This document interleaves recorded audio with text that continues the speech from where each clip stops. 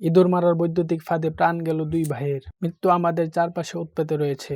মৃত্যুর স্বাদ আমাদের সকলেরই পেতে হবে। শত চেষ্টা করেও আমরা কেউ মৃত্যু থেকে পালিয়ে বাঁচতে পারবো না।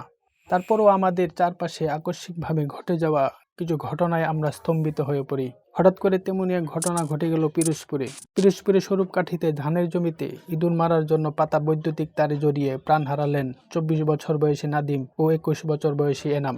উপজেলার বলদিয়া ইউনিয়নের 8 নম্বর ওয়ার্ডের উরিবুনিয়া গ্রামে এক ঘটনা ঘটে। মারা যাওয়া নাদিম ও এনাম ওই গ্রামের আইনাল হকের ছেলে। ওই ওয়ার্ডের ইউপি সদস্য মোহাম্মদ মিজান হাওলাদার জানান, কৃষক রিপন হাওলাদার তার ধানের জমিতে ইঁদুর মারার জন্য বিদ্যুৎ দিয়ে ফাঁদ পেতে রাখেন।